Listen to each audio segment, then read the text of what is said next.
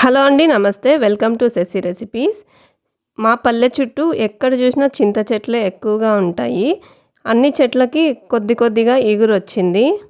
ఇక మాకు చింత చిగురు చూడగానే కోసుకోవాలి. దీంతో మనం పులిహోర చేసుకోవచ్చు. అలాగే పప్పులో యూస్ చేసుకోవచ్చు.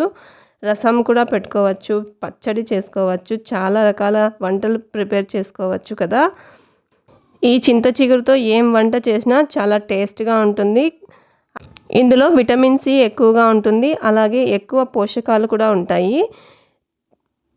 విటమిన్ సి ఎక్కువగా ఉండడం వల్ల మన కంటి చూపుని మెరుగుపరుస్తుంది. ఇది సంవత్సరంలో ఒక్కసారి మాత్రమే దొరుకుతుంది కాబట్టి ఎండబెట్టి పొడి చేసి పెట్టుకుంటే సంవత్సరం అంతా వాడుకోవచ్చు.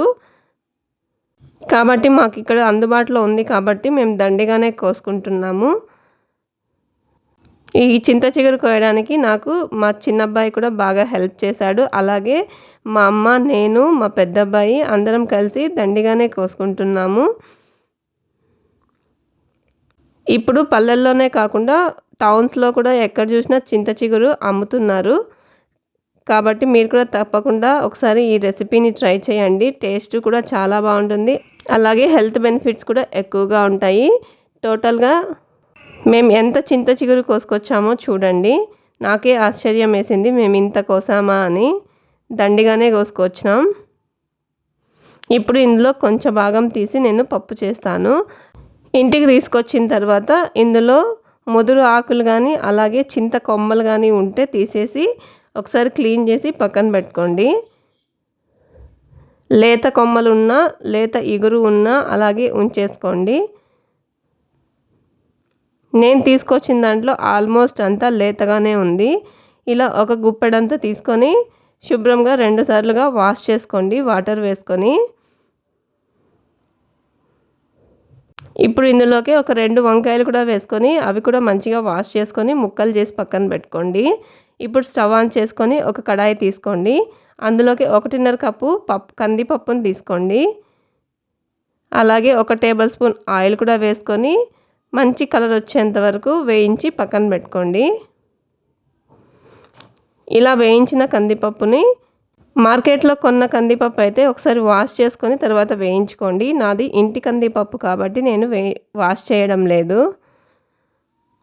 వేయించిన పప్పుని కుక్కర్లోకి తీసుకొని అదే కడాయిని మళ్ళీ స్టవ్ పైన పెట్టి 2 టేబుల్ స్పూన్ ఆయిల్ వేసుకొని ఆవాలు, జీలకర్ర అలాగే ఒక ఉల్లిపాయని సన్నగా కట్ చేసుకొని ఆ ముక్కలు కూడా వేసుకొని 1 నిమిషం పాటు ఫ్రై చేసుకోండి.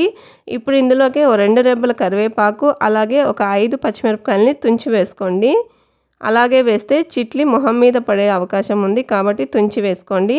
ఇప్పుడు ఇందులోకి ఒక 10 వరకు వెల్లుల్లి రెబ్బల్ని కూడా వేసుకోండి. అలాగే కట్ చేసి పెట్టుకున్న వంకాయ ముక్కలు కూడా వేసుకొని బాగా ఫ్రై చేసుకోండి.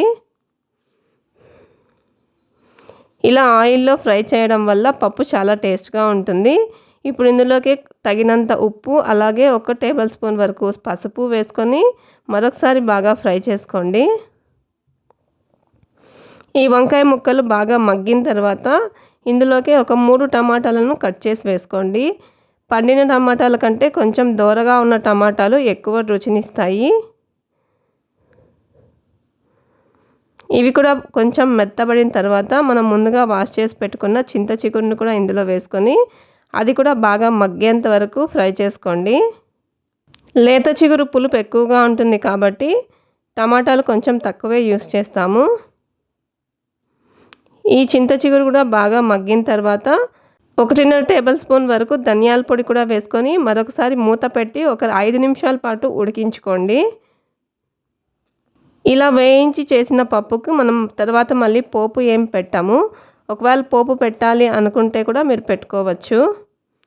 ఇలా పూర్తిగా మగ్గిన తర్వాత స్టవ్ ఆఫ్ చేసేసి ముందుగా మనం పప్పు తీసుకున్న కుక్కర్లోనే ఈ వేయించిన చింత చిగురు, టమాటా అలాగే వంకాయ ముక్కలు కూడా వేసుకొని తగినన్ని వాటర్ పెట్టుకొని ఒక 4 విజిల్ వరకు పెట్టుకోండి. పప్పు మునిగేంత వరకు వాటర్ వేసుకుంటే సరిపోతుంది.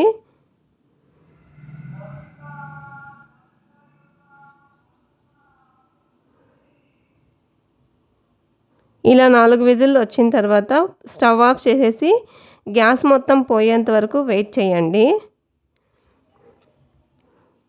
ఇప్పుడు లిడ్ ఓపెన్ చేసి పప్పు ఉడికిందా లేదా ఒకసారి చెక్ చేసుకొని వాటర్ ఎక్కువగా ఉంటే పక్కన ఉంచుకొని తర్వాత పప్పు గుత్తి సాయంతో ఎనుపుకోండి.